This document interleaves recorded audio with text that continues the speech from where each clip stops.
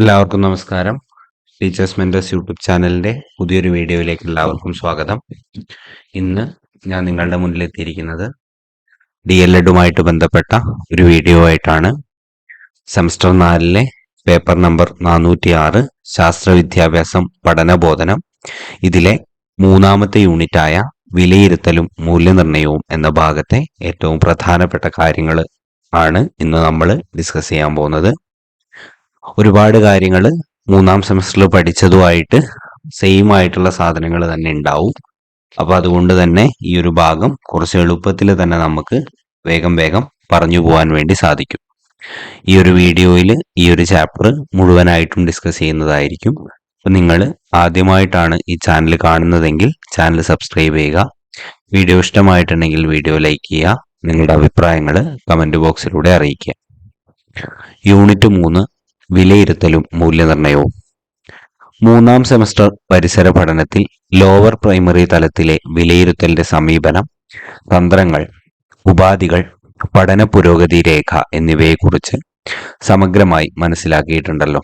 അപ്പോൾ നമ്മൾ 3ാമത്തെ സെമസ്റ്ററിൽ പരിസര പഠനത്തിൽ ലോവർ പ്രൈമറി തലത്തിലെ വിലയിരുത്തലിന്റെ സമീപനവും തന്ത്രങ്ങളും ഉപാധികളും പഠന പുരോഗതി രേഖയും തുടങ്ങിയ കാര്യങ്ങളെയൊക്കെ കുറിച്ച് സമഗ്രമായിട്ട് മനസ്സിലാക്കിയിട്ടുണ്ട്.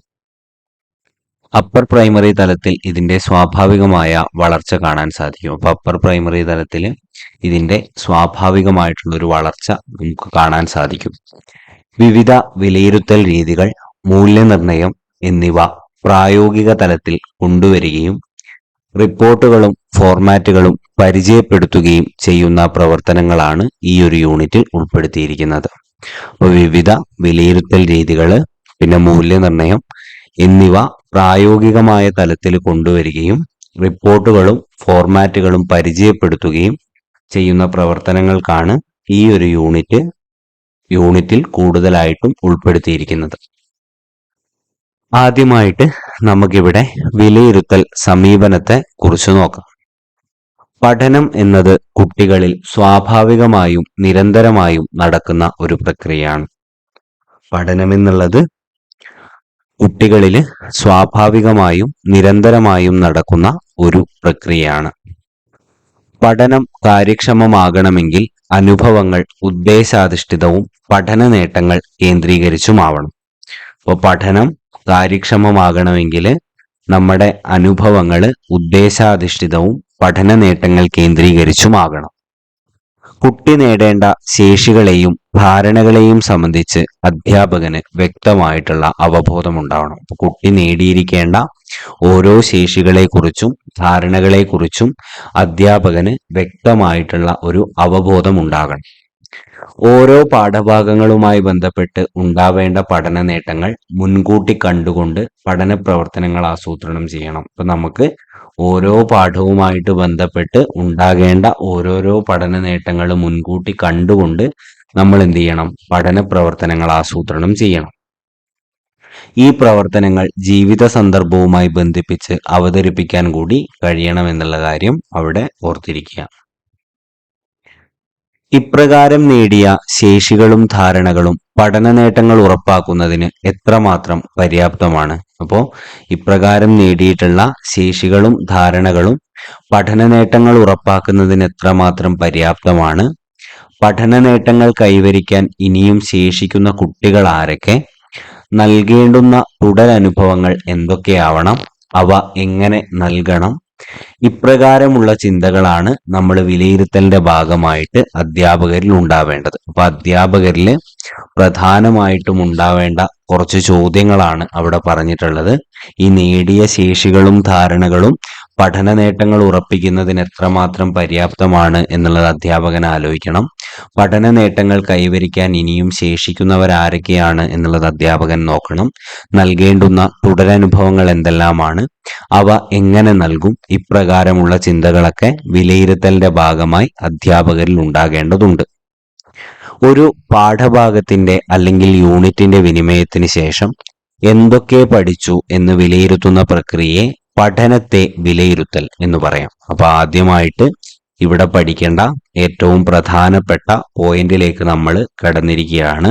ഒരു പാഠഭാഗത്തെ അല്ലെങ്കിൽ യൂണിറ്റിന്റെ വിനിമയത്തിന് ശേഷം, അതായത് കുട്ടിയെ അത് പഠിപ്പിച്ചതിന് ശേഷം എന്തൊക്കെ പഠിച്ചു എന്ന് വിലയിരുത്തുന്ന പ്രക്രിയയാണ്. അതിനുശേഷം ആ ഒരു വിനിമയത്തിന് ശേഷം എന്തൊക്കെ പഠിച്ചു എന്ന് വിലയിരുത്തുന്ന പ്രക്രിയയാണ് പഠനത്തെ വിലയിരുത്തൽ എന്ന് നമ്മൾ പറയാ എന്നുള്ളത് ആദ്യമായിട്ട് ഓർത്തിരിക്കുക.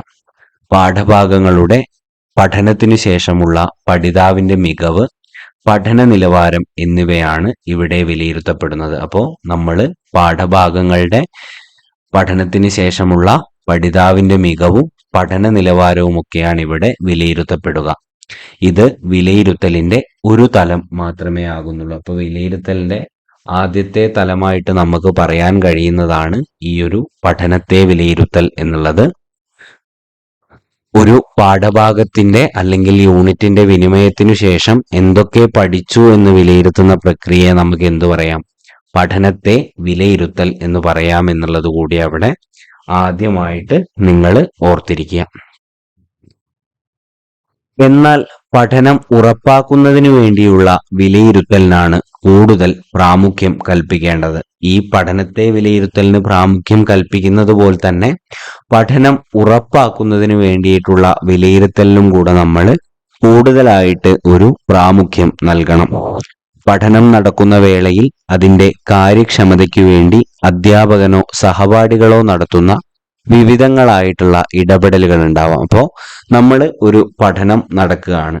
അപ്പൊ അതിന്റെ വേളയിൽ ഈ പഠനത്തിന്റെ കൃത്യമായിട്ടുള്ള ഒരു ഔട്ട്പുട്ട് കിട്ടാൻ വേണ്ടിയിട്ട് അധ്യാപകനോ സഹപാഠികളോ ആയിട്ട് നടത്തുന്ന വിവിധങ്ങളായിട്ടുള്ള ഇടപെടലുകൾ ഉണ്ടാവും. അത് ചോദ്യം ചോദിക്കലായിട്ടായിരിക്കാം, സഹായിക്കുന്ന രീതിയിലായിരിക്കാം, അങ്ങനെ വിവിധങ്ങളായിട്ടുള്ള ഇടപെടലുകൾ ഉണ്ടാകാം.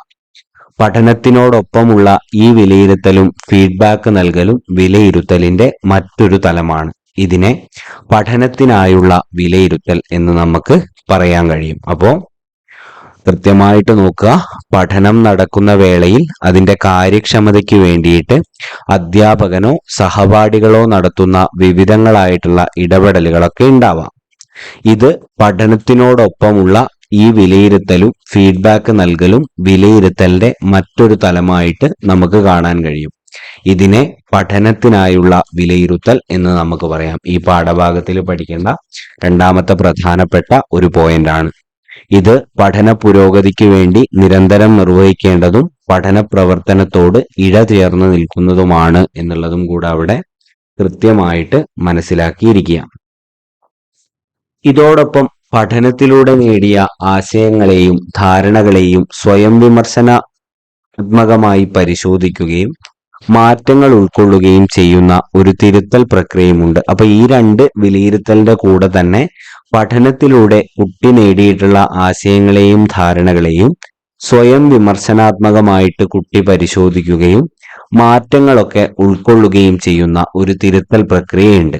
ഇതിനെ സ്വയം വിലയിരുത്തലായി കണക്കാക്കാം. അപ്പൊ ഇതിനെ നമുക്ക് കുട്ടി സ്വന്തമായിട്ട് വിലയിരുത്തുന്നത് കൊണ്ട് തന്നെ സ്വയം വിലയിരുത്തലായിട്ട് ഇതിനെ കണക്കാക്കാം. ഇപ്രകാരം സ്വയം നിർവഹിക്കുന്ന വിലയിരുത്തലിലൂടെയും പഠനം സാധ്യമാകുന്നു. അപ്പൊ ഇങ്ങനെ താൻ എന്തൊക്കെ പഠിച്ചു, താൻ ഏതൊക്കെ തരത്തിൽ മുന്നേറാനുണ്ട് എന്ന രീതികളിലൊക്കെ ഉൾക്കൊണ്ടുകൊണ്ട് അതും ഒരു പഠനത്തിനായിട്ട് വഴിവെക്കുന്നുണ്ട്. ഇതിനെ വിലയിരുത്തൽ തന്നെ പഠനം എന്ന നിലയിലാണ് നമ്മൾ കാണുന്നത്. അപ്പൊ നോക്കാം, പഠനത്തിലൂടെ നേടിയ ആശയങ്ങളെയും ധാരണകളെയും സ്വയം വിമർശനാത്മകമായി പരിശോധിക്കുകയും മാറ്റങ്ങൾ ഉൾക്കൊള്ളുകയും ചെയ്യുന്ന തിരുത്തൽ പ്രക്രിയയുമുണ്ട്. ഇതിനെ നമുക്ക് സ്വയം വിലയിരുത്തലായി കണക്കാക്കാം. ഇപ്രകാരം സ്വയം നിർവഹിക്കുന്ന വിലയിരുത്തലിലൂടെയും പഠനം സാധ്യമാകുന്നുണ്ട്. ഇതിനെ വിലയിരുത്തൽ തന്നെ പഠനം എന്നാണ് നമ്മൾ പറയാം. പഠനം കൂടുതൽ കാര്യക്ഷമമായി നിർവഹിക്കണമെങ്കിൽ പഠനത്തിനായുള്ള വിലയിരുത്തൽ തന്നെ പഠനം എന്നിവയ്ക്ക് കൂടുതൽ ഊന്നൽ നൽകേണ്ടതുണ്ട്. അപ്പൊ നമ്മൾ പഠനം കൂടുതൽ കാര്യക്ഷമമായിട്ട് നിർവഹിക്കണമെങ്കിൽ പഠനത്തിനായുള്ള വിലയിരുത്തലിനും അതേപോലെ തന്നെ വിലയിരുത്തൽ തന്നെ പഠനത്തിനും കൂടുതൽ ഊന്നൽ നൽകേണ്ടതുണ്ട്. അത്തരത്തിൽ പഠനം ഫലപ്രദമാകുന്നതിനുള്ള വിലയിരുത്തൽ പ്രക്രിയകൾക്ക് പ്രാധാന്യം നൽകുന്ന സമീപനമായിരിക്കണം നമ്മൾ ഓരോരുത്തരും സ്വീകരിക്കേണ്ടത് എന്നുള്ളത് അവിടെ തിരിച്ചറിയാം. പഠന നേട്ടങ്ങൾ ഉറപ്പാക്കുന്ന തരത്തിലുള്ള പഠന സമീപനം സ്വീകരിക്കുമ്പോൾ അതിന് അനുഗുണമായ വിലയിരുത്തൽ സമീപനങ്ങളും സ്വീകരിക്കേണ്ടതുണ്ട്. അപ്പോൾ നമ്മൾ പഠന നേട്ടങ്ങൾ ഉറപ്പാക്കുന്ന തരത്തിലുള്ള പഠന സമീപനം സ്വീകരിക്കുമ്പോൾ തന്നെ അതിന് അനുഗുണമായിട്ടുള്ള വിലയിരുത്തൽ സമീപനവും നമ്മൾ എന്ത് ചെയ്യണം? സ്വീകരിക്കണം. ആയതിനാൽ പഠന നേട്ടങ്ങൾക്ക് ഊന്നൽ നൽകുന്ന വിലയിരുത്തൽ സമീപനമാണ് സ്വീകരിക്കേണ്ടത്. അപ്പൊ നമ്മൾ എപ്പോഴും ഏത് തരത്തിലുള്ള ഒരു വിലയിരുത്തൽ സമീപനമാണ് സ്വീകരിക്കേണ്ടത് എന്ന് ചോദിച്ചു കഴിഞ്ഞാൽ പഠന നേട്ടങ്ങൾക്ക് ഊന്നൽ നൽകുന്ന വിലയിരുത്തൽ സമീപനമാണ് നമ്മൾ സ്വീകരിക്കേണ്ടത്. പഠന നേട്ടങ്ങൾക്ക് ഊന്നൽ നൽകി രൂപപ്പെടുത്തുന്ന പഠന പ്രവർത്തനങ്ങളിൽ പഠിതാവിന്റെ സജീവ പങ്കാളിത്തം ഉറപ്പുവരുത്തുന്നു. അപ്പൊ നമ്മൾ ഈ പഠന നേട്ടങ്ങൾക്കാണ് ഊന്നൽ നൽകി രൂപപ്പെടുത്തുന്ന ഒരു പഠന പ്രക്രിയയിൽ നമ്മൾ എന്ത് ചെയ്യും? ഈ ഒരു പഠിതാവിന്റെ സജീവ പങ്കാളിത്തം ഉറപ്പുവരുത്താൻ വേണ്ടി സാധിക്കും. വിമർശനാത്മക ചിന്ത, യുക്തിചിന്ത, പഠനത്തിന്റെ പ്രതിഫലനവും പ്രകടനവും, പരസ്പര ബന്ധിതമായ അറിവ് തുടങ്ങിയവ പഠന നേട്ടങ്ങൾക്ക് ഊന്നൽ നൽകിയുള്ള പഠനത്തിന്റെ സവിശേഷതകളാണ്. അപ്പോൾ പഠന നേട്ടങ്ങൾക്ക് ഊന്നൽ നൽകിയിട്ടുള്ള പഠനത്തിന്റെ പ്രധാനപ്പെട്ട സവിശേഷതകൾ എന്തൊക്കെയാണ് എന്ന് ചോദിച്ചാൽ അത് യുക്തിചിന്ത, പിന്നെ വിമർശനാത്മക ചിന്ത, പഠനത്തിന്റെ പ്രതിഫലനവും പ്രകടനവും, പരസ്പര ബന്ധിതമായ അറിവ് തുടങ്ങിയവയൊക്കെയാണ് എന്നുള്ളത് ആദ്യമായിട്ട് അവിടെ ഓർത്തിരിക്കുക. അടുത്തതായിട്ട് നിരന്തരവും സമഗ്രവുമായ വിലയിരുത്തലിനെ കുറിച്ചാണ് നമ്മൾ അടുത്തതായിട്ട് നോക്കുന്നത്. നിരന്തരവും സമഗ്രവുമായ വിലയിരുത്തൽ രീതിയാണ് നാം സ്വീകരിച്ചിരിക്കുന്നത്. നമ്മൾ എപ്പോഴും പറയുന്ന കാര്യമാണ്, നിരന്തരവും സമഗ്രവുമായിട്ടുള്ള ഒരു വിലയിരുത്തൽ രീതിയാണ് നമ്മൾ സ്വീകരിച്ചിട്ടുള്ളത്. കുട്ടിയിൽ അനുസൃതമായി നടക്കുന്ന ഒരു പ്രക്രിയയാണ് പഠനം. കുട്ടികളിൽ അനുസ്യൂതമായിട്ട്, അതായത് കണ്ടിന്യൂസ് ആയിട്ട് നടക്കുന്ന ഒരു പ്രക്രിയയാണ് പഠനം എന്ന് പറയുന്നത്. അതുകൊണ്ട് തന്നെ ശേഷികളും ധാരണകളും എത്രത്തോളം നേടി എന്ന് പരിശോധിക്കുന്ന വിലയിരുത്തൽ പ്രക്രിയയും നിരന്തരമായിരിക്കണം. അതുകൊണ്ട് തന്നെ എന്താക്കണം? നമ്മൾ ശേഷികളും ധാരണകളും എത്രത്തോളം നേടി എന്ന് പരിശോധിക്കുന്ന വിലയിരുത്തൽ പ്രക്രിയയും നിരന്തരമായിട്ട് തന്നെ നടക്കേണ്ടതുണ്ട്. സമഗ്രമായ വിലയിരുത്തൽ എന്നതുകൊണ്ട് അർത്ഥമാക്കുന്നത് കുട്ടിയുടെ വൈജ്ഞാനികവും സാമൂഹികവും വൈകാരികവുമായ മേഖലകളെ വിലയിരുത്തലാണ്. അപ്പോ സമഗ്രമായിട്ടുള്ള വിലയിരുത്തൽ എന്നതുകൊണ്ട് അർത്ഥമാക്കുന്നത് കുട്ടിയുടെ വൈജ്ഞാനികവും സാമൂഹികവും വൈകാരികവുമായ മേഖലകളിലെ വിലയിരുത്തലാണ് എന്നുള്ളത് കൂടി തിരിച്ചറിയാം. ഇനി അടുത്തതായിട്ടുള്ള ഒരു കാര്യം ഗ്രേഡിംഗ് രീതിയാണ്. ഗ്രേഡിംഗ് രീതിയിൽ എന്തൊക്കെയാണ് പ്രധാനമായിട്ടും പറയുന്നത് എന്ന് നമുക്കൊന്ന് നോക്കാം. നിരന്തരവും സമഗ്രവുമായ വിലയിരുത്തലിന് ഗ്രേഡിംഗ് രീതിയാണ് ഉപയോഗിക്കുന്നത്. ഇപ്പൊ നമ്മുടെ നിരന്തരവും സമഗ്രവുമായിട്ടുള്ള ഒരു വിലയിരുത്തലിന് വേണ്ടി നമ്മൾ എന്താണ് ഉപയോഗിക്കുന്നത്? ഗ്രേഡിംഗ് രീതിയാണ് ഉപയോഗിക്കുന്നത്. പ്രൈമറി തലത്തിലെ ഗ്രേഡിങ്ങിന് പൊതുവായി 5 പോയിന്റ് ഗ്രേഡിംഗ് ഉപയോഗിക്കുന്നു. പ്രൈമറി തലത്തിലെ ഗ്രേഡിങ്ങിന് നമ്മൾ പൊതുവായിട്ട് 5 പോയിന്റ് ഗ്രേഡിംഗ് ആണ് ഉപയോഗിക്കുന്നത്. 5 പോയിന്റ് ഗ്രേഡിങ്ങിനെ ഗ്രേഡ് പോയിന്റ് ശതമാനവും ചുവടെ നൽകുന്നുണ്ട്. അപ്പോൾ 5 പോയിന്റ് ഗ്രേഡിങ്ങിന്റെ ഗ്രേഡ് പോയിന്റും ശതമാനവും നമുക്ക് ചുവടെ നൽകുന്നുണ്ട്. 75% മുതൽ 100% വരെ എ ഗ്രേഡ് ആണ്. 60% മുതൽ 74% വരെ ബി ഗ്രേഡ് ആണ്. 45% മുതൽ 59% വരെ സി ഗ്രേഡ് ആണ്.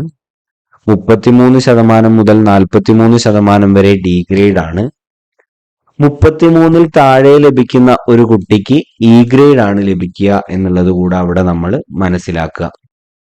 വിലയിരുത്തൽ പ്രക്രിയയുടെ തുടർച്ചയും സമഗ്രതയും ഉറപ്പാക്കുന്നതിന് വേണ്ടിയിട്ട് പ്രധാനമായിട്ട് നമുക്ക് 2 മേഖലകൾ പരിഗണിക്കാവുന്നതാണ്. ആ 2 മേഖലകളെ കുറിച്ചാണ് നമ്മൾ അടുത്തതായിട്ട് പറയുന്നത്. സിഇഇയുടെ മേഖലകള് അത് ഏതൊക്കെയാണെന്ന് ചോദിച്ചാൽ 1 വൈജ്ഞാനിക മേഖലയും 2 സാമൂഹിക വൈകാരിക മേഖലയുമാണ്. ഇനി നമുക്ക് ഇവ ഓരോന്നും വിശദമായിട്ട് പരിശോധിക്കാം. വൈജ്ഞാനിക മേഖലയിലെ വികാസം സംബന്ധിച്ച വിലയിരുത്തലിനെ കുറിച്ചാണ് നമ്മൾ അടുത്തതായിട്ട് നോക്കുന്നത്. കുട്ടി പഠനം നിർവഹിക്കുന്ന എല്ലാ വിഷയങ്ങളും വൈജ്ഞാനിക മേഖലയിൽ ഉൾപ്പെടുന്നു. കുട്ടി പഠനം നിർവഹിക്കുന്ന എല്ലാ വിഷയങ്ങളും, കുട്ടി ഏതൊക്കെ വിഷയങ്ങൾ പഠിക്കുന്നുണ്ടോ ആ വിഷയങ്ങളൊക്കെയും വൈജ്ഞാനിക മേഖലയിൽ ഉൾപ്പെടുന്നു. ഭാഷാ വിഷയങ്ങൾ, ശാസ്ത്ര വിഷയങ്ങൾ, കലാപഠനം, പ്രവൃത്തി പഠനം, ആരോഗ്യ കായിക വിദ്യാഭ്യാസം തുടങ്ങിയ എല്ലാ വിഷയങ്ങളും ഈ മേഖലയിൽ പെടും. അപ്പോ കുട്ടി പഠിക്കുന്ന എല്ലാ വിഷയങ്ങളും ഈ ഒരു വൈജ്ഞാനിക മേഖലയിൽ ഉൾപ്പെടും. ഓരോ വിഷയവുമായി ബന്ധപ്പെട്ട പഠന നേട്ടങ്ങൾ കണ്ടെത്തി അവ എത്രത്തോളം നേടാൻ സാധിച്ചു എന്ന വിലയിരുത്തലാണ് നടത്തേണ്ടത്. അപ്പോൾ ഓരോ വിഷയവുമായിട്ട് ബന്ധപ്പെട്ട പഠന നേട്ടങ്ങൾ നമ്മൾ കണ്ടെത്തുകയും അവ എത്രത്തോളം കുട്ടിക്ക് നേടാൻ സാധിച്ചു എന്ന വിലയിരുത്തൽ കൂടിയാണ് അവിടെ നടക്കേണ്ടത്. ഇവിടെ രണ്ട് തരത്തിലുള്ള വിലയിരുത്തലാണ് പ്രധാനമായിട്ടും നിർദ്ദേശിക്കുന്നത്. അവ ഏതൊക്കെയാണെന്ന് നോക്കാം.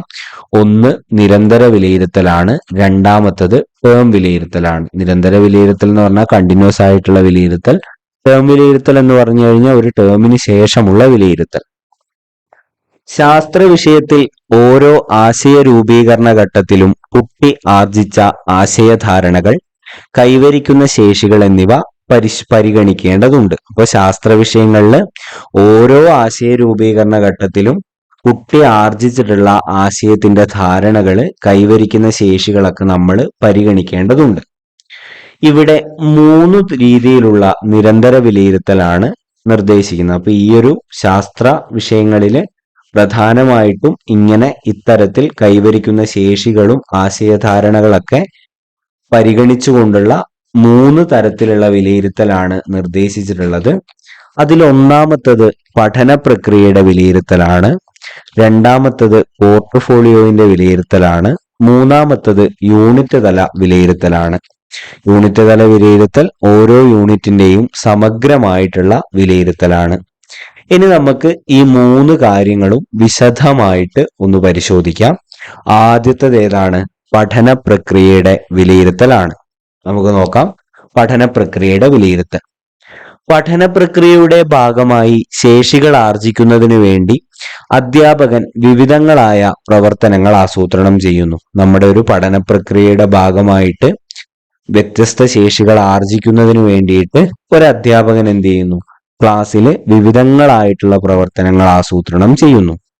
ഓരോ പ്രവർത്തനം നടപ്പാക്കുമ്പോഴും പഠിതാവിന്റെ പ്രവർത്തനത്തിലെ പങ്കാളിത്തം, പഠിതാവിന്റെ പ്രകടനത്തിലെയോ അവതരണത്തിലെയോ മികവ്, പ്രക്രിയയുടെ ഭാഗമായി എഴുതാനും കുറിപ്പുകൾ തയ്യാറാക്കാനുമുള്ള അഭിരുചി, കുട്ടികൾക്ക് നിർദ്ദിഷ്ട ശേഷികൾ എത്രമാത്രം ആർജിക്കാൻ കഴിഞ്ഞിട്ടുണ്ട് തുടങ്ങിയ കാര്യങ്ങൾ വിലയിരുത്തുന്നതിനുള്ള ശ്രമവും ടീച്ചറുടെ ഭാഗത്ത് നിന്ന് ഉണ്ടാവണം. അപ്പോൾ ഓരോ പ്രവർത്തനവും നടക്കുമ്പോഴും ആ ഒരു പ്രവർത്തനത്തിൽ പഠിതാവിന്റെ പങ്കാളിത്തം, ആ ഒരു പ്രവർത്തനത്തിലെ പഠിതാവിന്റെ പ്രകടനത്തിലെയോ അവതരണത്തിലെയോ മികവ്, ആ ഒരു പ്രക്രിയയുടെ ഭാഗമായി എഴുതാനും കുറിപ്പ് തയ്യാറാക്കാനുമുള്ള കുട്ടിയുടെ അഭിരുചി, കുട്ടികൾക്ക് നിർദ്ദിഷ്ട ശേഷികൾ എത്രമാത്രം ആർജിക്കാൻ കഴിഞ്ഞിട്ടുണ്ട് തുടങ്ങിയ കാര്യങ്ങളൊക്കെ വിലയിരുത്താനുള്ള ശ്രമവും ടീച്ചറുടെ ഭാഗത്ത് നിന്ന് നിർബന്ധമായിട്ടും ഉണ്ടാവണം.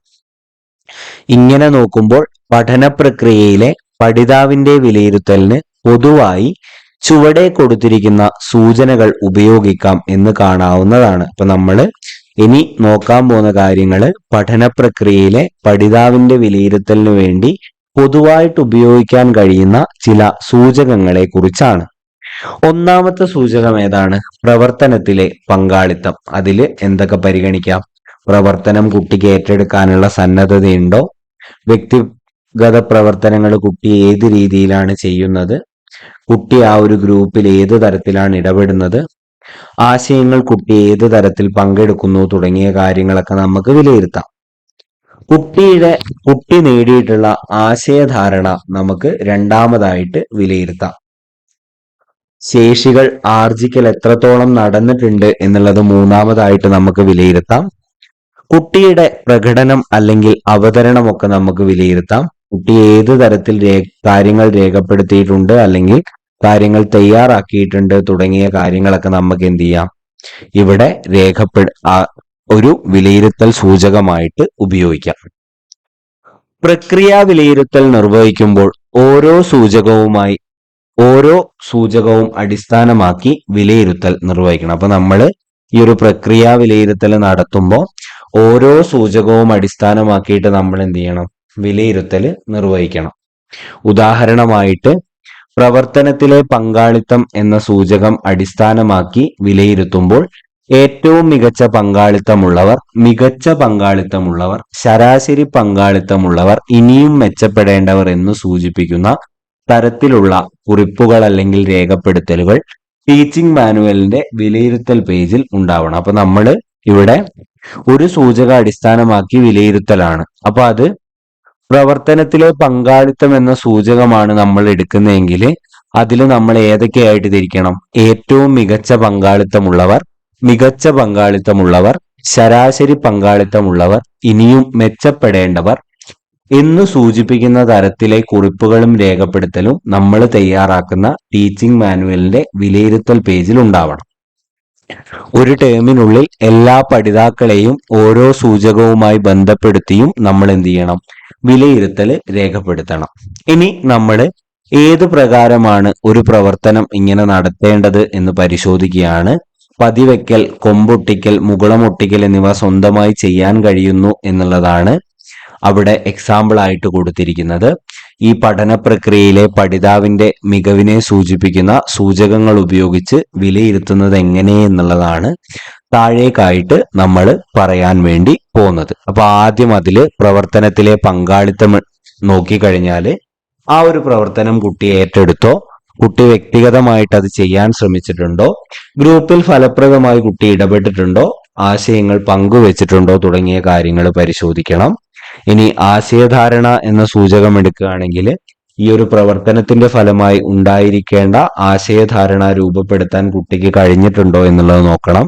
വീണ്ടും പ്രവർത്തനമോ ഫീഡ്ബാക്കോ നൽകേണ്ടി വന്നിട്ടുണ്ടോ എന്നുള്ളത് കൂടെ നമ്മൾ അവിടെ പരിശോധിക്കണം. ഇനി ശേഷി ആർജിക്കലാണ്. നിശ്ചയിച്ചിരിക്കുന്ന ശേഷികൾ നേടാൻ ഈ പ്രവർത്തനത്തിലൂടെ കഴിഞ്ഞിട്ടുണ്ടോ എന്ന് നോക്കണം. ഫ്ലോ ചാർട്ട് രൂപീകരിച്ചിട്ടുണ്ടോ എന്ന് നോക്കണം. അധിക ചോദ്യങ്ങളും ടീച്ചറുടെ ഇടപെടലുകളും ആവശ്യമായി വന്നിട്ടുണ്ടോ നോക്കണം.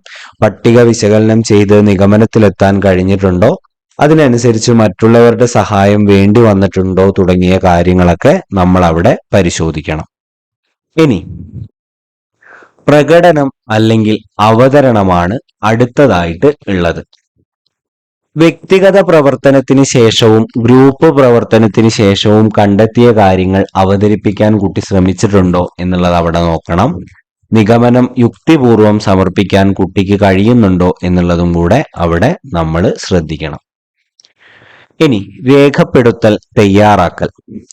പ്രവർത്തനത്തിലൂടെ കടന്നുപോയപ്പോൾ രേഖപ്പെടുത്തലുകൾ കുട്ടി കൃത്യമായിട്ട് നടത്തിയിട്ടുണ്ടോ എന്ന് നമ്മൾ നോക്കണം.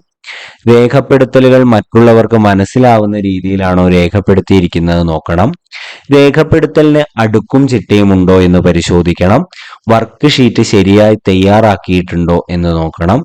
വ്യക്തിഗതവും ഗ്രൂപ്പ് ചർച്ചയ്ക്ക് ശേഷവും ക്ലാസ് ചർച്ചയ്ക്ക് ശേഷവുമുള്ള രേഖപ്പെടുത്തലുകൾ ഉണ്ടോ എന്നുള്ളത് കൂടി നമ്മൾ അവിടെ പരിശോധിക്കണം. ഇനി അതുമായിട്ട് ബന്ധപ്പെട്ട കുറിപ്പ് എങ്ങനെ ആയിരിക്കണം എന്നുള്ളതാണ് പറഞ്ഞിരിക്കുന്നത്. ഓരോ പ്രവർത്തനത്തിലും ഈ സൂചകങ്ങൾ ഉപയോഗിച്ച് എല്ലാ കുട്ടികളെയും വിലയിരുത്തി ഗ്രേഡ് രേഖപ്പെടുത്തണമെന്നില്ല. ഓരോ പ്രവർത്തനം നമ്മൾ ചെയ്യുമ്പോഴും ഇത്തരത്തിലുള്ള സൂചകങ്ങൾ ഉപയോഗിച്ച് എല്ലാ കുട്ടികളെയും കൊണ്ട് വിലയിരുത്തി നമ്മൾ ഗ്രേഡ് രേഖപ്പെടുത്തണമെന്നൊന്നുമില്ല. ഈ സൂചകങ്ങളുടെ അടിസ്ഥാനത്തിൽ ഒരു ടേമിലെ മൊത്തം പ്രകടനത്തെയാണ് നമ്മൾ വിലയിരുത്തുക. ഈ ഒരു സൂചകങ്ങളുടെ അടിസ്ഥാനത്തിൽ കുട്ടിയിൽ ഒരു ടേമിലെ മൊത്തം പ്രകടനത്തെയാണ് വിലയിരുത്തുന്നത്.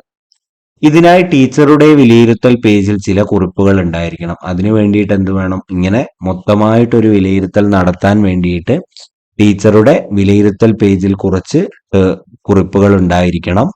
ടേമിന്റെ ഒടുവിൽ ഓരോ സൂചകത്തിനും 4, 3, 2, 1 സ്കോറുകൾ നൽകിയാണ് പ്രക്രിയയുടെ ഗ്രേഡ് നമ്മൾ കണക്കാക്കേണ്ടി വരിക. ഇതിന്റെ തെളിവായിട്ട് കുട്ടിയിലെ നോട്ട് ബുക്കിലെ രേഖപ്പെടുത്തലുകൾ നമുക്ക് എന്ത് ചെയ്യാം? ഉപയോഗപ്പെടുത്താം എന്നുള്ളത് കൂടി അവിടെ തിരിച്ചറിയാം. പഠന പ്രക്രിയ വിലയിരുത്തലുമായി ബന്ധപ്പെട്ട ഉദാഹരണം നമ്മൾ ശ്രദ്ധിച്ചു.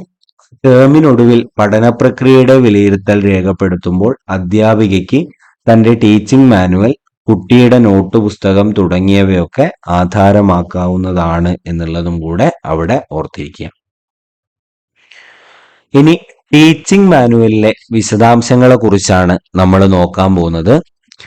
പഠന പ്രവർത്തനങ്ങൾ സൂക്ഷ്മതലത്തിൽ ആസൂത്രണം ചെയ്യുന്നതിനും നിരന്തര വിലയിരുത്തൽ ശാസ്ത്രീയമാക്കുന്നതിനും വേണ്ടി ടീച്ചിങ് മാനുവൽ തയ്യാറാക്കേണ്ടതാണ്. അപ്പൊ നമ്മുടെ പഠന പ്രവർത്തനങ്ങൾ സൂക്ഷ്മതലത്തിൽ ആസൂത്രണം ചെയ്യുന്നതിനു വേണ്ടിയും നിരന്തര വിലയിരുത്തൽ ശാസ്ത്രീയമായി നടക്കുന്നതിനു വേണ്ടിയിട്ടും നമ്മൾ എന്ത് ചെയ്യണം?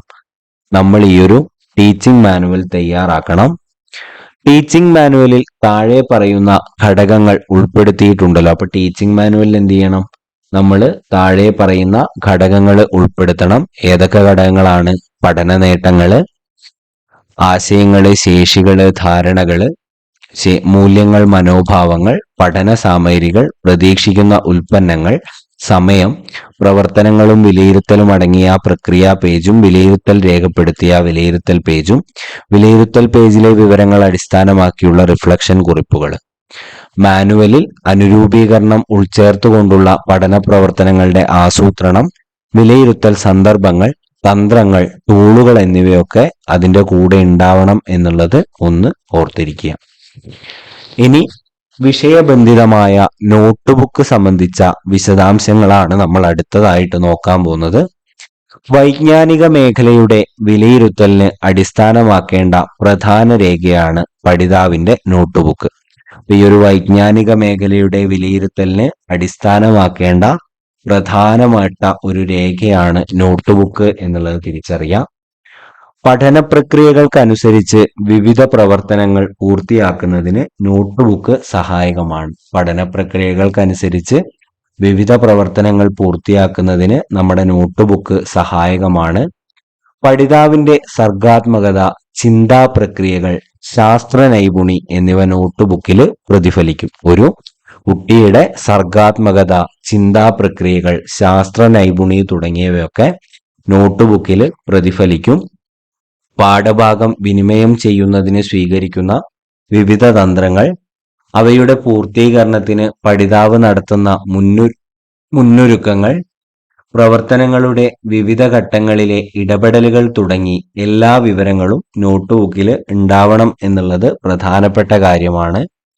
പ്രവർത്തനത്തിലൂടെ രൂപപ്പെട്ട ഉൽപ്പന്നങ്ങൾ സംബന്ധിച്ച വിശദാംശങ്ങൾ രേഖപ്പെടുത്തേണ്ടതും നോട്ട്ബുക്കിൽ തന്നെയാണ്. അപ്പൊ ഈ ഒരു ഏതൊരു പ്രവർത്തനത്തിലൂടെ രൂപപ്പെട്ടിട്ടുള്ള ഉൽപ്പന്നങ്ങളും അതിന്റെ വിശദാംശങ്ങളും രേഖപ്പെടുത്തേണ്ടത് ഏതിലാണ്? നോട്ട്ബുക്കിൽ തന്നെയാണ്. സമയബന്ധിതമായി നേട്ടങ്ങൾ വിലയിരുത്തി പഠന പുരോഗതിക്ക് ആവശ്യമായ നിർദ്ദേശങ്ങളും കൈത്താങ്ങും അധ്യാപിക നൽകണം. സമയബന്ധിതമായിട്ട് ഓരോ കുട്ടിയുടെയും നേട്ടങ്ങൾ വിലയിരുത്തി പഠന പുരോഗതിക്ക് ആവശ്യമായിട്ടുള്ള നിർദ്ദേശങ്ങളും കൈത്താങ്ങും അധ്യാപിക എന്ത് ചെയ്യണം? നൽകണം. യൂണിറ്റ് അവസാനിക്കുമ്പോൾ ആ യൂണിറ്റിലെ പഠന നേട്ടങ്ങൾ പഠിതാവ് നേടിയിട്ടുണ്ടോ എന്ന് വിലയിരുത്തുന്നതിനുള്ള ഒരു രേഖയായി നോട്ട്ബുക്കുകൾ പരിണമിക്കണം. യൂണിറ്റ് അവസാനിച്ചു കഴിയുമ്പോൾ ആ ഒരു യൂണിറ്റിലെ പഠന നേട്ടങ്ങൾ പഠിതാവ് നേടിയിട്ടുണ്ടോ എന്ന് വിലയിരുത്തുന്നതിനുള്ള ഒരു രേഖയായിട്ട് നമ്മളെ ഓരോ നോട്ട്ബുക്കുകളും പരിണമിക്കണം. ആശയവ്യക്തതയുള്ളതും സന്ദർഭങ്ങളും ആശയങ്ങൾക്കും യോജ്യമായ പരാമർശങ്ങളുള്ളതും സ്വന്തം ചിന്തകൾ സ്വാംശീകരിക്കുന്നതും പ്രതിഫലിക്കുന്നതുമാവണം നോട്ട്ബുക്ക്. അപ്പോൾ നോട്ട്ബുക്ക് എന്ന് പറയുന്നത് ഒരു ആശയവ്യക്തതയുള്ളതും സന്ദർഭങ്ങൾക്കും ആശയങ്ങൾക്കും യോജ്യമായ പരാമർശങ്ങളുള്ളതും സ്വന്തം ചിന്തകൾ സ്വാംശീകരിക്കുന്നതും പ്രതിഫലിക്കുന്നതുമാവണം. കാര്യങ്ങൾ തന്മയത്വത്തോടെ അവതരിപ്പിച്ചിരിക്കണം. നോട്ട്ബുക്കിന് ഒരു സമഗ്രതയും അതേപോലെ തന്നെ ഒരു തുടർച്ചയും ഉണ്ടായിരിക്കണം. പോർട്ട്ഫോളിയോ വിലയിരുത്തലാണ്. പ്രവർത്തനത്തിലൂടെ കടന്നുപോകുമ്പോൾ രൂപപ്പെടുന്ന എല്ലാ ഉൽപ്പന്നങ്ങളും പോർട്ട്ഫോളിയോയിൽ ഉൾപ്പെടുത്തി വിലയിരുത്തണം. ഒരു പഠന പ്രവർത്തനത്തിലൂടെ നമ്മൾ കടന്നു പോകുമ്പോൾ അതിലൂടെ രൂപപ്പെടുന്ന എല്ലാ ഉൽപ്പന്നങ്ങളും നമ്മൾ എന്ത് ചെയ്യണം? പോർട്ട്ഫോളിയോയിൽ ഉൾപ്പെടുത്തിയിട്ട് അത് വിലയിരുത്തലിന് വിധേയമാക്കണം. പഠനത്തെ സംബന്ധിച്ച് കുട്ടിക്കും രക്ഷിതാവിനും അധ്യാപികയ്ക്കും ഫീഡ്ബാക്ക് നൽകുക എന്ന ധർമ്മമാണ് പോർട്ട്ഫോളിയോ നിർവഹിക്കുന്നത്. അപ്പോൾ പോർട്ട്ഫോളിയോയുടെ ഒരു ധർമ്മം എന്താണെന്ന് ചോദിച്ചാൽ പഠനത്തെ സംബന്ധിച്ച് കുട്ടിക്കും രക്ഷിതാവിനും അധ്യാപികയ്ക്കും ഫീഡ്ബാക്ക് നൽകുക എന്നതാണ് പോർട്ട്ഫോളിയോയുടെ ധർമ്മം. ഇത് പഠനത്തെ വേഗത്തിലാക്കാൻ കൂടി സഹായിക്കും. ഇനി പോർട്ട്ഫോളിയോയിൽ നോട്ട്ബുക്ക് ഉൾപ്പെടുത്താം, വ്യക്തിഗത രചന, മെച്ചപ്പെടുത്തിയ രചന എന്നിവ ഉൾപ്പെടുത്താം. കുട്ടികളുടെ പഠന തെളിവുകൾ രേഖപ്പെടുത്താം. പഠന തെളിവുകൾ വിലയിരുത്താൻ കുട്ടികൾ രൂപപ്പെടുത്തിയ സൂചകങ്ങൾ വെക്കാം. സർഗാത്മക സൃഷ്ടികൾ, വർക്ക് ഷീറ്റുകൾ തുടങ്ങിയവയൊക്കെ ഈ ഒരു പോർട്ട്ഫോളിയോയിൽ ഉൾപ്പെടുത്താം. ഇനി പോർട്ട്ഫോളിയോ വിലയിരുത്തുമ്പോൾ ഒരു അധ്യാപകൻ ഏതൊക്കെ തരത്തിലുള്ള സൂചകങ്ങളാണ് ഉപയോഗിക്കേണ്ടത് എന്നുള്ളതാണ് അടുത്തത്. ആശയവ്യക്തത ഉണ്ടോ എന്ന് നോക്കണം, ധാരണകളുടെ സ്വാംശീകരണം ഉണ്ടോ നോക്കണം, അനുയോജ്യമായ രൂപകൽപ്പന ഉണ്ടോ നോക്കണം, ആ ഒരു പോർട്ട്ഫോളിയോയുടെ പൂർണ്ണതയും ആ ഒരു പോർട്ട്ഫോളിയോയുടെ തനിമ, ഒരു യുണീക്നെസ്സും കൂടെ നോക്കണം. പോർട്ട്ഫോളിയോവുമായിട്ട് ബന്ധപ്പെട്ട ഒരു ഉദാഹരണം, പോർട്ട്ഫോളിയോ വിലയിരുത്തതുമായിട്ട് ബന്ധപ്പെട്ടിട്ടുള്ള ഒരു ഉദാഹരണം അവിടെ കൊടുത്തിട്ടുണ്ട്. അതെന്ത് ചെയ്യുക, അതൊന്ന് വായിച്ചു നോക്കിയിട്ട് അത് കൃത്യമായിട്ട് വിലയിരുത്തുക.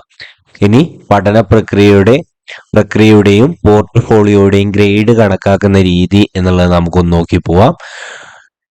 ടേമിനൽ ആയാണ് ഗ്രേഡ് കണക്കാക്കേണ്ടത്. ഇതിന്റെ രീതിശാസ്ത്രം നമുക്കൊന്ന് നോക്കാം. പ്രക്രിയയുടെ വിലയിരുത്തൽ, പോർട്ട്ഫോളിയോ വിലയിരുത്തൽ എന്നിവയിലെ ഓരോ സൂചകവും അടിസ്ഥാനപ്പെടുത്തി ഏറ്റവും മെച്ചം, മെച്ചപ്പെട്ടത്, ശരാശരി, ഇനിയും മെച്ചപ്പെടേണ്ടത് എന്ന് റേറ്റ് ചെയ്ത് യഥാക്രമം 4, 3, 2, 1 എന്നിങ്ങനെ പോയിന്റ് കണക്കാക്കുന്നതാണ്. അപ്പൊ നമ്മൾ ഓരോ സൂചകങ്ങളും പരിശോധിക്കുക. ആ ഓരോ സൂചകങ്ങളും എടുത്ത് അതിന്റെ അടിസ്ഥാനത്തിൽ അത് ഏറ്റവും മികച്ചത്, മെച്ചപ്പെട്ടത്, ശരാശരി, ഇനിയും മെച്ചപ്പെടേണ്ടത് എന്ന് കൊടുത്തിട്ട് ഏറ്റവും മെച്ചപ്പെട്ടതിന് 4 പോയിന്റ്, മെച്ചപ്പെട്ടതിന് 3 പോയിന്റ്, ശരാശരിക്ക് 2 പോയിന്റ്, ഇനിയും മെച്ചപ്പെടേണ്ടതിന് 1 പോയിന്റ്, അങ്ങനെ നമുക്ക് കൊടുക്കാം. ഈ മോളിൽ പറഞ്ഞിരിക്കുന്ന 5 സൂചകങ്ങളും നമ്മൾ എടുത്തു കഴിഞ്ഞാൽ ഓരോ സൂചകത്തിനും നമുക്ക് 4, 3, 2, 1 എന്നിങ്ങനെ പോയിന്റ് നൽകിയ പരമാവധി 20 പോയിന്റ് ആയിട്ട് നമുക്ക് കണക്കാക്കാം.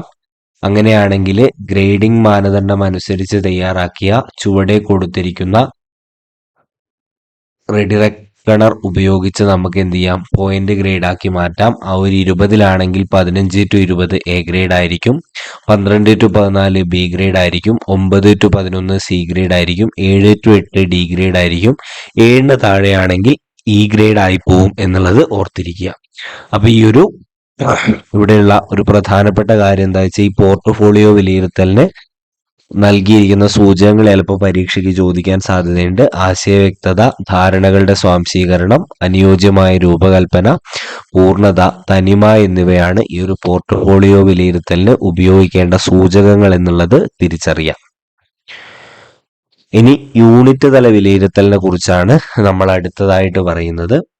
ഒരു യൂണിറ്റിന്റെ വിവിധ പഠന നേട്ടങ്ങൾക്കുള്ള പ്രവർത്തനങ്ങൾ പരസ്പര ബന്ധത്തോടെയാണ് വിന്യസിച്ചിരിക്കുന്നത്. അപ്പൊ നമ്മളൊരു യൂണിറ്റില് അതിലെ പഠന നേട്ടങ്ങൾക്കായിട്ടുള്ള പ്രവർത്തനങ്ങൾ ഒരു പരസ്പര ബന്ധത്തോടെ ആയിരിക്കും വിന്യസിച്ചിട്ടുണ്ടാവുക. ഇതിന് ഒരു സമഗ്രമായിട്ടുള്ള ഒരു സ്വഭാവം ഉണ്ടാവും.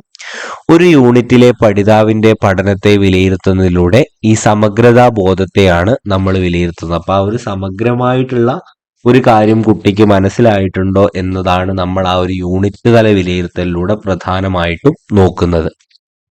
വാചികമായ വിലയിരുത്തൽ, ക്വിസ് പ്രോഗ്രാം, ഓപ്പൺ ബുക്ക് വിലയിരുത്തൽ, ചോദ്യങ്ങൾ തയ്യാറാക്കലും ഉത്തരസൂചിക കണ്ടെത്തലും, പുതിയ രചനകൾ വിലയിരുത്തൽ തുടങ്ങിയവ യൂണിറ്റ് വിലയിരുത്തലിന് പരിഗണിക്കാവുന്നതാണ്. അപ്പോൾ വാചികമായ വിലയിരുത്തല്, ക്വിസ് പ്രോഗ്രാം, ഓപ്പൺ ബുക്ക് വിലയിരുത്തല്, ചോദ്യങ്ങൾ തയ്യാറാക്കലും ഉത്തരസൂചിക കണ്ടെത്തലും, പുതിയ രചനകൾ വിലയിരുത്തൽ തുടങ്ങിയവയൊക്കെ നമുക്ക് എന്ത് ചെയ്യാം, യൂണിറ്റ് വിലയിരുത്തലിന് വേണ്ടി പരിഗണിക്കാം. നിശ്ചിത യൂണിറ്റിലെ പഠന നേട്ടങ്ങളുടെ കാര്യത്തിൽ കുട്ടി എവിടെ നിൽക്കുന്നു എന്ന് തിരിച്ചറിയാൻ സഹായകമായ റേറ്റിംഗ് സ്കെയില്, ചെക്ക് ലിസ്റ്റ് തുടങ്ങിയവയും ഉപയോഗിക്കാവുന്നതാണ്. അപ്പൊ ഈ മുകളിൽ പറഞ്ഞ കാര്യങ്ങൾ കൂടാതെ നമുക്ക് റേറ്റിംഗ് സ്കെയിലും ചെക്ക് ലിസ്റ്റും ഉപയോഗിക്കാവുന്നതാണ്. യൂണിറ്റ് വിലയിരുത്തൽ പഠന പ്രവർത്തനത്തോടൊപ്പം സ്വാഭാവികമായിട്ട് നടക്കുന്ന ഒരു കാര്യമാണ് എന്നുള്ളത് കൂടി അവിടെ തിരിച്ചറിയാം. യൂണിറ്റ് വിലയിരുത്തലിൽ സൂചകങ്ങളുടെ അടിസ്ഥാനത്തിൽ പോയിന്റ് നൽകി ഗ്രേഡ് ആക്കി ടേമിന്റെ അവസാനത്തിൽ നിശ്ചിത ഫോർമാറ്റിൽ നമ്മൾ രേഖപ്പെടുത്തണം. ഒരു ടേമിൽ ഒന്നിലധികം യൂണിറ്റ് വിലയിരുത്തൽ ഉണ്ടാകും എന്നതുകൊണ്ട് വിലയിരുത്തലിന്റെ ശരാശരിയാണ് ടേമിന്റെ ഒടുവിൽ ചേർക്കേണ്ടത്. അപ്പോൾ ഒരു ടേമിൽ തന്നെ നമ്മൾ ചിലപ്പോൾ 2-3 യൂണിറ്റ് വിലയിരുത്തൽ നടത്തും. അപ്പൊ അതിന്റെ ശരാശരി ആയിട്ടുള്ളതാണ് ടേമിന്റെ ഒടുവിൽ നമ്മൾ ചേർക്കേണ്ടത്. ഇതിനുപയോഗിച്ച ടൂളിന്റെ സ്വഭാവം അനുസരിച്ചുള്ള സൂചകങ്ങൾ എന്ത് ചെയ്യണം, ടീച്ചർ തയ്യാറാക്കണം എന്നുള്ളതും കൂടെ അവിടെ ഓർത്തിരിക്കുക. ഇനി നമുക്ക് ഗ്രേഡ് കണ്ടെത്തുന്ന രീതി എങ്ങനെയാണ് എന്നുള്ളതൊന്ന് പരിചയപ്പെടാം. ഓരോ വിഷയത്തിന്റെയും പഠന പ്രക്രിയ, പോർട്ട്ഫോളിയോ, യൂണിറ്റ് തല വിലയിരുത്തൽ എന്നിവയിൽ ഓരോന്നിന്റെയും ഗ്രേഡ് കണക്കാക്കുക. ശേഷം A, B, C, D, E ഗ്രേഡുകാർക്ക് യഥാക്രമം 5, 4, 3, 2, 1 എന്നിങ്ങനെ നമ്മൾ പോയിന്റ് നൽകും. ഇങ്ങനെ ലഭിക്കുന്ന ഗ്രേഡ് പോയിന്റിന്റെ ശരാശരി കണക്കാക്കിയിട്ട് നമുക്ക് എന്ത് ചെയ്യാൻ പറ്റും? ഈ ഒരു സിഇ ഗ്രേഡ് കണ്ടെത്താൻ പറ്റും. അതിന്റെ ഉദാഹരണം താഴെ കൊടുത്തിട്ടുണ്ട്, അതൊന്ന് വായിച്ചു നോക്കുക. നമുക്ക് അടുത്തതായിട്ടുള്ള ഒരു ഇമ്പോർട്ടന്റ് കാര്യമായിട്ടുള്ള ടേം വിലയിരുത്തലിലേക്ക് പോവാം. ശാസ്ത്ര വിഷയങ്ങൾക്ക് ടേമിൽ പരിഗണിക്കപ്പെടുന്ന യൂണിറ്റുകളുടെ ഉള്ളടക്ക മേഖലകളെ അടിസ്ഥാനമാക്കിയാണ് ടേം വിലയിരുത്തൽ നടത്തേണ്ടത്. ടേം വിലയിരുത്തൽ എന്ന് പറഞ്ഞു കഴിഞ്ഞാൽ ഒരു ടേമിൽ നിശ്ചിത പാഠഭാഗങ്ങൾ ഉണ്ടാവും. ആ പാഠഭാഗങ്ങളെ പരിഗണിച്ചുകൊണ്ടാണ് എന്ത് നടത്തേണ്ടത്? ടേം വിലയിരുത്തൽ നടത്തേണ്ടത്. പഠന നേട്ടങ്ങൾക്ക് ഊന്നൽ കൊടുക്കുന്ന തരത്തിൽ ആശയങ്ങളും ശേഷികളും വിലയിരുത്തുന്നതിനുതകുന്ന ചോദ്യങ്ങൾ ഇതിനായിട്ട് ഉപയോഗിക്കാം. അപ്പോൾ പഠന നേട്ടങ്ങൾക്ക് ഊന്നൽ കൊടുക്കുന്ന തരത്തിലുള്ള ആശയങ്ങളും ശേഷികളും വിലയിരുത്തുന്നതിന് ഉതകുന്ന ചോദ്യങ്ങൾ നമുക്ക് ഇതിനു വേണ്ടിയിട്ട് ഈ ഒരു ടേം വിലയിരുത്തലിന് വേണ്ടി തയ്യാറാക്കണം. ഓരോ യൂണിറ്റ് അല്ലെങ്കിൽ ആശയ മേഖലയ്ക്കും വിവിധ തലത്തിലുള്ള മാനസിക പ്രക്രിയകൾക്കും ശരിയായ വെയിറ്റേജ് നൽകിക്കൊണ്ട് വൈവിധ്യമായ ചോദ്യങ്ങൾ ഉൾപ്പെട്ടിട്ടുണ്ടെന്ന് ഉറപ്പുവരുത്തി നമ്മൾ ചോദ്യ പേപ്പർ തയ്യാറാക്കണം. അപ്പോൾ ഓരോ യൂണിറ്റ് അല്ലെങ്കിൽ അതിന്റെ ആശയ മേഖലയ്ക്കും വിവിധ തലത്തിലുള്ള മാനസിക പ്രക്രിയകൾക്കും ശരിയായിട്ടുള്ള വെയിറ്റേജ് നൽകണം. ഓരോ ആശയ മേഖലയ്ക്കും ഓരോ യൂണിറ്റിനും ശരിയായിട്ടുള്ള വെയിറ്റേജ് നൽകിക്കൊണ്ട് വൈവിധ്യമാർന്ന ചോദ്യങ്ങൾ നമ്മൾ ഉൾപ്പെടുത്തിയിട്ട് വേണം നമ്മൾ ചോദ്യങ്ങൾ തയ്യാറാക്കാൻ. ചോദ്യങ്ങൾക്ക് അനുയോജ്യമായ സൂചകങ്ങൾ വികസിപ്പിക്കുകയും അവ അടിസ്ഥാനമാക്കി വിലയിരുത്തൽ നിർവഹിക്കുകയും കൂടെ നമ്മൾ ചെയ്യണം. ഓരോ ചോദ്യത്തിനും തയ്യാറാക്കിയിട്ടുള്ള സൂചകങ്ങളെ അടിസ്ഥാനപ്പെടുത്തി പോയിന്റ് നൽകുകയും പഠിതാവിന്റെ ഓവറോൾ ഗ്രേഡ് നമ്മൾ കണ്ടെത്തുക കൂടി വേണം എന്നുള്ളത് ഓർത്തിരിക്കുക. ഇനി വൈജ്ഞാനിക മേഖലയിലെ വിലയിരുത്തൽ, അത് ടെർമിനൽ ക്രോഡീകരണം എന്നുള്ളതാണ് നമ്മൾ നോക്കാൻ പോകുന്നത്. നമുക്കൊന്ന് നോക്കാം. 5 മുതൽ 8 വരെ ക്ലാസ്സുകളിൽ വിഷയവുമായി ബന്ധപ്പെടുത്തി സിഇ വിലയിരുത്തൽ, ടിഇ വിലയിരുത്തൽ എന്നിവ പ്രത്യേകമായി കണ്ട് ടെർമിനലായി രേഖപ്പെടുത്തണം. അപ്പൊ സിഇ വിലയിരുത്തൽ ഒരു ഭാഗത്തും ടിഇ വിലയിരുത്തൽ മറ്റേ ഭാഗത്തുമായിട്ട് 2 തരത്തിൽ നടക്കണം. ഇതിനായി F2 ഫോർമാറ്റ് ഉപയോഗിക്കാവുന്നതാണ്. F2 ഫോർമാറ്റ് അനുബന്ധമായിട്ട് നൽകിയിട്ടുണ്ട്. അതിൽ സിഇ ടിഇ ഗ്രേഡുകളാണ് രേഖപ്പെടുത്തുന്നത്. ആ ഒരു ഭാഗം എത്തുമ്പോൾ നമുക്ക് ആ ഒരു F2 ഫോർമാറ്റ് നോക്കാം. സാമൂഹിക വൈജ്ഞാനിക മേഖലയിലെ വിലയിരുത്തൽ എങ്ങനെയാണ് എന്നുള്ളതാണ് അടുത്തതായിട്ട് നോക്കാൻ പോകുന്നത്. വൈജ്ഞാനിക മേഖലയെ പോലെ തന്നെ പ്രധാനമാണ് സാമൂഹിക വൈകാരിക മേഖലയിലെയും വിലയിരുത്തൽ. അപ്പൊ നമുക്കറിയാം ഈ ഒരു വൈജ്ഞാനിക മേഖല എത്രത്തോളം ഇമ്പോർട്ടന്റ് ആണോ അതേപോലെ തന്നെ സാമൂഹിക വൈകാരിക മേഖലയും ഇമ്പോർട്ടന്റ് ആണ്. ഒരു കുട്ടി ഒരു പൊതുസമൂഹത്തിൽ ജീവിക്കാൻ പ്രാപ്തനാവുക എന്നതുകൂടി വിദ്യാഭ്യാസത്തിന്റെ ഒരു ഭാഗമായതുകൊണ്ട് തന്നെ സാമൂഹിക വൈകാരിക മേഖലയിലെ വിലയിരുത്തൽ കൂടി നമ്മൾ എന്ത് ചെയ്യണം? കൃത്യമായിട്ട് നടത്തണം. Learning to know, learning to do, learning to live together, learning to be എന്നിവയുമായി ബന്ധപ്പെട്ട നൈപുണികളാണ് ഇവിടെ പരിഗണിക്കേണ്ടത്. അപ്പോ അറിയാനുള്ള കഴിവ്, ചെയ്യാനുള്ള കഴിവ്, ഒരുമിച്ച് ജീവിക്കാനുള്ള കഴിവ് എന്നു തുടങ്ങിയ നൈപുണികളൊക്കെയാണ് ഈ ഒരു സാമൂഹിക വൈകാരിക മേഖലയിലെ വിലയിരുത്തലിൽ നമ്മൾ പ്രധാനമായിട്ടും പരിഗണിക്കേണ്ടത്. സാമൂഹിക വൈകാരിക മേഖലയിലെ വിലയിരുത്തലുമായി ബന്ധപ്പെടുത്തി ചുവടെ കൊടുത്തിരിക്കുന്ന നൈപുണികൾ വിലയിരുത്താവുന്നതാണ്. അപ്പോ നമ്മുടെ സാമൂഹിക വൈജ്ഞാനിക വിലയിരുത്തലിൽ താഴെ കൊടുത്തിരിക്കുന്ന ഈ നൈപുണികളൊക്കെ നമുക്ക് എന്ത് ചെയ്യാൻ പറ്റുന്നതാണ്? വിലയിരുത്താൻ വേണ്ടിയിട്ട് പറ്റുന്നതാണ്. അവ ഏതൊക്കെയാണ് എന്നൊന്ന് നമുക്ക് നോക്കാം. ആശയവിനിമയ ശേഷി, വ്യക്ത്യാന്തര നൈപുണി, സഹഭാവം, വികാരങ്ങളുമായി പൊരുത്തപ്പെടൽ, മാനസിക സമ്മർദ്ദവുമായി പൊരുത്തപ്പെടൽ, പ്രശ്നപരിഹരണ ശേഷി, തീരുമാനമെടുക്കൽ, വിമർശനാത്മക ചിന്ത, സർഗാത്മക ശേഷി, സ്വയ അവബോധം എന്നിവയൊക്കെയാണ് ഈ തരത്തിൽ നമ്മൾ ഒരു കുട്ടിയുടെ സാമൂഹിക വൈകാരിക മേഖലയിലെ വിലയിരുത്തൽ നടത്തുമ്പോൾ പരിഗണിക്കേണ്ട വിവിധ ശേഷികൾ എന്നുള്ളത് ഒന്ന് ഓർത്തിരിക്കുക. വൈജ്ഞാനിക മേഖലയിൽ വിവിധ വിഷയങ്ങൾ കൈകാര്യം ചെയ്യുന്ന അധ്യാപകർ തന്നെ ഇവയുടെ വിലയിരുത്തലും നിർവഹിക്കണം. അപ്പൊ നമ്മുടെ വൈജ്ഞാനിക മേഖലയിൽ നമ്മുടെ വിഷയങ്ങൾ കൈകാര്യം ചെയ്യുന്ന അധ്യാപകർ തന്നെ ഈ സാമൂഹിക വൈകാരിക മേഖലയിലുള്ള വിലയിരുത്തലും നിർവഹിക്കണം.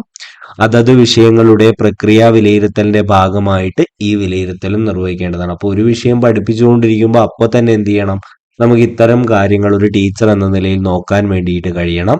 ഇവിടെ പ്രക്രിയാശേഷി വിലയിരുത്തുന്നതിനോടൊപ്പം മൂല്യങ്ങൾ, മനോഭാവങ്ങൾ എന്നിവ രൂപപ്പെടുന്നതുമായി ബന്ധപ്പെട്ട വിലയിരുത്തൽ കൂടി നടത്തണം. അപ്പൊ ഇവിടെ എന്ത് ചെയ്യണം, നമ്മുടെ പ്രക്രിയാശേഷി വിലയിരുത്തുന്നതോടൊപ്പം തന്നെ മൂല്യങ്ങൾ, മനോഭാവങ്ങൾ എന്നിവ രൂപപ്പെടുന്നതുമായി ബന്ധപ്പെട്ട വിലയിരുത്തൽ കൂടി നടക്കണം എന്നുള്ളത് കൃത്യമായിട്ട് അവിടെ ഓർത്തിരിക്കുക. സാമൂഹിക വൈകാരിക മേഖലയിലെ പഠിതാവിന്റെ മികവിനെ സംബന്ധിക്കുന്ന ഗുണപരമായ ഇനങ്ങൾ കണ്ടെത്തി രേഖപ്പെടുത്തുകയാണ് വേണ്ടത്. ഓരോ പഠിതാവിന്റെയും ഗുണപരമായിട്ടുള്ള നൈപുണികളെ നമ്മൾ എന്ത് ചെയ്യണം, കൃത്യമായിട്ട് പ്രോത്സാഹിപ്പിക്കുക കൂടി ചെയ്യണം. ഇനി വിലയിരുത്തൽ വാർഷിക ക്രോഡീകരണമാണ് അടുത്തതായിട്ട് നമുക്ക് നോക്കാം. 5 മുതൽ 8ാം ക്ലാസ് വരെയുള്ള കാര്യമാണ് പറയുന്നത്. 5 മുതൽ 8 വരെയുള്ള ക്ലാസ്സുകളിൽ വിഷയം കൈകാര്യം ചെയ്യുന്ന അധ്യാപകർ നൽകുന്ന വിഷയത്തിന്റെ CETE ഗ്രേഡുകൾ വാർഷികമായി ക്രോഡീകരിക്കുന്നതിന് F4 ഉപയോഗിക്കാം. ഇതിൽ ഓരോ കുട്ടിയും വിഷയബന്ധിതമായിട്ടുള്ള CETE ഗ്രേഡുകൾ ടേമിനലായിട്ട് രേഖപ്പെടുത്തിയിട്ടുണ്ടാവും. അത് അനുബന്ധം നോക്കാൻ പറഞ്ഞിട്ടുണ്ട്, നമുക്ക് അവിടെ എത്തുമ്പോൾ നോക്കാം.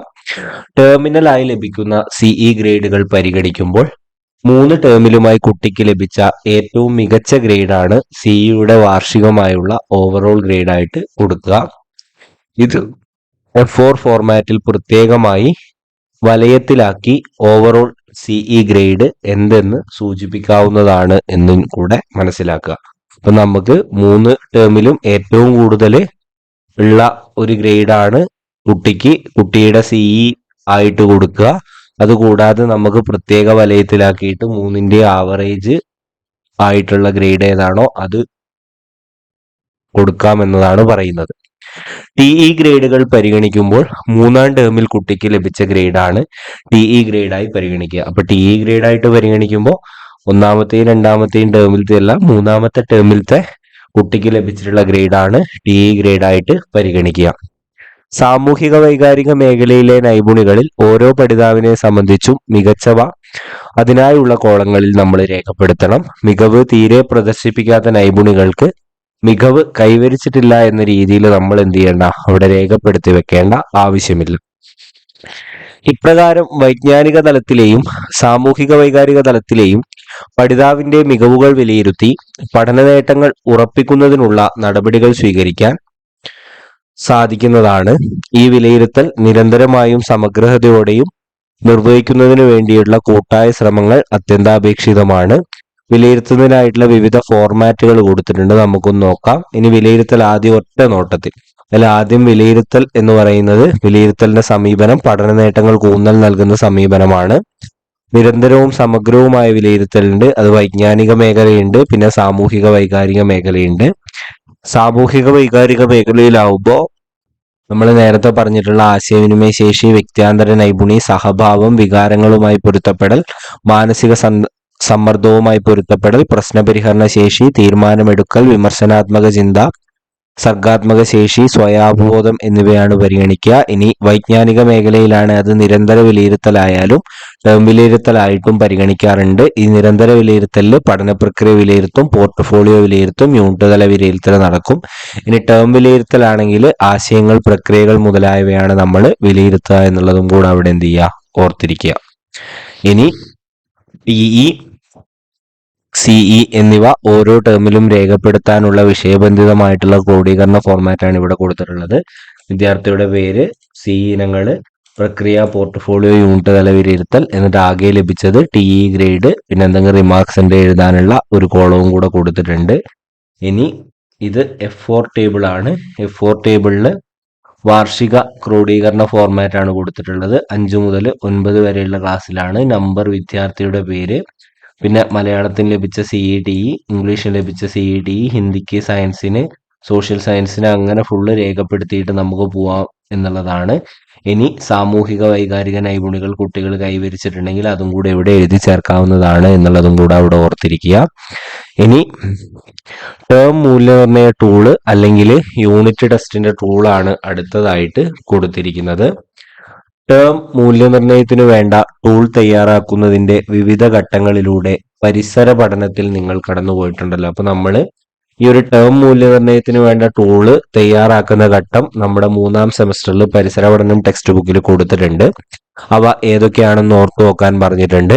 താഴെ കൊടുത്തിരിക്കുന്ന രൂപരേഖ ഉപയോഗപ്പെടുത്തി അനുബന്ധമായി നൽകിയ ടേം മൂല്യനിർണ്ണയ ടൂളിന്റെ ബ്ലൂ പ്രിന്റ് തയ്യാറാക്കാൻ കൂടി ആവശ്യപ്പെട്ടിട്ടുണ്ട്. നമ്മൾ ടേം മൂല്യനിർണ്ണയ രൂപരേഖ തയ്യാറാക്കുമ്പോൾ ആദ്യം പഠന നേട്ടങ്ങളുടെ ആപേക്ഷിക പ്രാധാന്യം എഴുതും, പിന്നെ ഉള്ളടക്കത്തിന്റെ ആപേക്ഷിക പ്രാധാന്യം എഴുതും, ചോദ്യ മാതൃകകളുടെ ആപേക്ഷിക പ്രാധാന്യം എഴുതും, ചോദ്യ വിഷമതയ്ക്ക് അനുസരിച്ചുള്ള ആപേക്ഷിക പ്രാധാന്യം എഴുതും. അതിനുശേഷമാണ് അത് എല്ലാം കൂടി ഉൾപ്പെടുത്തിയും 4 ഉൾപ്പെടുത്തിക്കൊണ്ട് നമ്മൾ ആ ഒരു പരീക്ഷയ്ക്ക് വേണ്ട ബ്ലൂ പ്രിന്റ് തയ്യാറാക്കുക. ബ്ലൂ പ്രിന്റ് തയ്യാറാക്കി കഴിഞ്ഞു കഴിഞ്ഞാൽ നമ്മൾ ചോദ്യ വിശകലനം നടത്തണം. ചോദ്യ വിശകലനം പിന്നെ ആ ഉത്തരങ്ങൾ നമുക്ക് നോക്കാൻ ആവശ്യമായിട്ടുള്ള ഉത്തര സൂചിക കൂടെ നമ്മൾ എന്ത് ചെയ്യണം, നോക്കണം. ഇനി 7-ാം ക്ലാസ്സിലെ വാർഷിക മൂല്യനിർണ്ണയ പരീക്ഷ അടിസ്ഥാന ശാസ്ത്രം 2018-19 വർഷത്തെ ഒരു ചോദ്യപേപ്പർ അവിടെ കൊടുത്തിട്ടുണ്ട്. ആ ചോദ്യപേപ്പർ എന്ത് ചെയ്യുക, ഒന്ന് നോക്കി പോവുക എന്നുള്ളതാണ്. അല്ലാതെ ആ ചോദ്യപേപ്പറിലെ പ്രവർത്തനങ്ങളൊന്നും നമ്മൾ നോക്കേണ്ട കാര്യമില്ല. പിന്നെ ഈ ഒരു പരീക്ഷയുമായിട്ട് ബന്ധപ്പെട്ട ഒരു ഉത്തര സൂചിക കൂടി അതിന്റെ ഭാഗമായിട്ട് കൊടുത്തിട്ടുണ്ട്. അതും കൂടെ എന്ത് ചെയ്യുക, ഒന്ന് നോക്കി കാര്യങ്ങളൊക്കെ ഒന്ന് വായിച്ചു നോക്കുക. ഇപ്പൊ നമ്മൾ പരീക്ഷയൊക്കെ നടത്തി പരീക്ഷ പേപ്പറൊക്കെ നോക്കി അത് കഴിഞ്ഞ് അതിന്റെ ഫല വിശകലനം നടത്തണം. ടേം മൂല്യനിർണ്ണയം അല്ലെങ്കിൽ യൂണിറ്റ് ടെസ്റ്റിന്റെ ഫല വിശകലനം നടത്തുന്നതിന് നമുക്ക് എന്ത് ചെയ്യാം, താഴെ പറയുന്ന ഫോർമാറ്റ് ഉപയോഗിക്കാം. അതിൽ പരീക്ഷയുടെ പേര്, വിഷയം, ക്ലാസ്, ഡിവിഷൻ എന്നിവ ചേർക്കണം. അതുകൂടാതെ കുട്ടിയുടെ പേര്, ഓരോ പ്രവർത്തനത്തിനും ലഭിച്ച ഗ്രേഡ് എന്നിങ്ങനെയായിട്ട് നമുക്ക് എന്ത് ചെയ്യാം, അത് വിശകലനം ചെയ്യാം എന്നുള്ളത് അവിടെ മനസ്സിലാക്കി വെക്കുക. ഒരു ക്ലാസ്സിലെ എല്ലാ കുട്ടികളുടെയും ഗ്രേഡ് ഈ രീതിയിൽ രേഖപ്പെടുത്തുകയും ഫലവിശകലനം നടത്തുകയും കണ്ടെത്തലുകൾ അനുസരിച്ച് പരിഹാര പ്രവർത്തനങ്ങൾ നൽകുകയും വേണം എന്നുള്ളത് ഓർത്തിരിക്കുക. എന്തെല്ലാമായിരിക്കാം പ്രധാനപ്പെട്ട കണ്ടെത്തലുകൾ എന്ന് ചോദിച്ചാൽ, കുട്ടികൾക്ക് ഏറ്റവും ലളിതമായിട്ടുള്ള പ്രവർത്തനം കണ്ടെത്തണം, ഭൂരിഭാഗം കുട്ടികൾക്കും കഠിനമായിട്ടുള്ള പ്രവർത്തനം കണ്ടെത്തണം, എല്ലാ പ്രവർത്തനങ്ങളിലും മികവ് പുലർത്തിയ കുട്ടികളെ കണ്ടെത്തണം, പ്രവർത്തനങ്ങൾ പിന്നോക്കം പോയ കുട്ടികളെയും നമ്മൾ എന്ത് ചെയ്യണം, കണ്ടെത്തണം. പ്രവർത്തനങ്ങളിൽ പിന്നോക്കം പോയ കുട്ടികളുടെ ഓരോ പ്രവർത്തനവും വിശകലനം ചെയ്ത് ഏത് ചോദ്യ ഉപവിഭാഗത്തിനാണോ കുട്ടികൾ പിന്നോക്കം പോയതെന്ന് നമ്മൾ കണ്ടെത്തണം. അങ്ങനെ ആ ഒരു കണ്ടെത്തലിന്റെ അടിസ്ഥാനത്തിൽ എന്തെല്ലാം പ്രശ്നപരിഹാര പ്രവർത്തനങ്ങൾ നൽകാമെന്ന് ചോദിച്ചിട്ടുണ്ട്. അതിൽ നമുക്ക് തുടർന്നുള്ള പ്രവർത്തനങ്ങളിൽ എന്ത് ചെയ്യാം, കുട്ടികളെ കൂടുതലായിട്ട് നമുക്ക് ശ്രദ്ധിക്കാം. ലഭിക്കാതെ പോയ പഠന നേട്ടങ്ങൾ ലഭിക്കുന്നതിന് വേണ്ടി ലഘുവായിട്ടുള്ള പ്രവർത്തനങ്ങൾ നമുക്ക് ആസൂത്രണം ചെയ്യാം. ചുരുക്കത്തിൽ പഠനത്തിനായുള്ള വിലയിരുത്തൽ, പ്രതിഫലനങ്ങൾ, ടീച്ചിങ് മാനുവൽ വിലയിരുത്തൽ പേജിലും പ്രതിഫലനാത്മക കുറിപ്പിലും കാണാവുന്നതാണ്. അപ്പോൾ ഈ ഒരു പഠനത്തിനായുള്ള വിലയിരുത്തല്, പ്രതിഫലനങ്ങള്, ടീച്ചിങ് മാനുവൽ വിലയിരുത്തല് പേജിലും പ്രതിഫലനാത്മക കുറിപ്പിലും ഒക്കെ നമുക്ക് കാണാവുന്നതാണ്. പഠനത്തെ വിലയിരുത്തൽ, ടേം മൂല്യനിർണ്ണയം, യൂണിറ്റ് വിലയിരുത്തൽ എന്നിവയിലൂടെയും വിലയിരുത്തൽ തന്നെ പഠനം, കുട്ടി നടത്തുന്ന സ്വയം വിലയിരുത്തൽ, പരസ്പര വിലയിരുത്തൽ എന്നിവയിലൂടെയും ഒക്കെ നടക്കുന്നുണ്ട് എന്നുള്ളത് തിരിച്ചറിയാം. ഈ ഒരു യൂണിറ്റിലൂടെ കടന്നു പോകുമ്പോൾ വിലയിരുത്തലും മൂല്യനിർണ്ണയവും എന്താണ് എന്നുള്ളതും, ടേം വിലയിരുത്തലിനെ കുറിച്ച് ധാരണയും, മൂല്യനിർണ്ണയ മേഖലകള്, സൂചകങ്ങള്, ഗ്രേഡിംഗ്, മൂല്യനിർണ്ണയ ഉപാധികള്, മൂല്യനിർണ്ണയ ഫലം രേഖപ്പെടുത്തല്, പരിഹാര പ്രവർത്തനങ്ങളെ കുറിച്ച് നിങ്ങൾക്ക് ധാരണ നേടിയിട്ടുണ്ടെങ്കിൽ കൃത്യമായിട്ടുള്ള ഈ പാഠഭാഗത്തിലൂടെയുള്ള ആശയങ്ങൾ നിങ്ങൾ പഠിച്ചു എന്നുള്ളതാണ് അർത്ഥം. അങ്ങനെ പഠിച്ചിട്ടുണ്ടെങ്കിൽ ഈ ഒരു പാഠഭാഗം നിങ്ങൾക്ക് വളരെ എളുപ്പമായിരിക്കും. കോമൺ ആയിട്ടുള്ള ജനറൽ ആയിട്ടുള്ള കാര്യങ്ങൾ മനസ്സിലാക്കി വെക്കുക എന്നുള്ളതാണ്. അതുകൊണ്ട് തന്നെ ഈ ഒരു പാഠഭാഗം ഒന്ന് വായിച്ച് നിങ്ങൾക്ക് കൃത്യമായിട്ടൊരു സാമാന്യ ധാരണ ഇത്തരം കാര്യങ്ങളെ കുറിച്ചുണ്ടെങ്കിൽ പരീക്ഷയ്ക്ക് വളരെ എളുപ്പത്തിൽ ഉത്തരം എഴുതാൻ കഴിയുന്നതാണ്. അപ്പോൾ ഇത്രയുമാണ് ഈ ഒരു യൂണിറ്റിൽ പറയുന്നത്. അടുത്ത ഒരു യൂണിറ്റുമായി വരുന്നത് വരെ thank you. Have A nice day.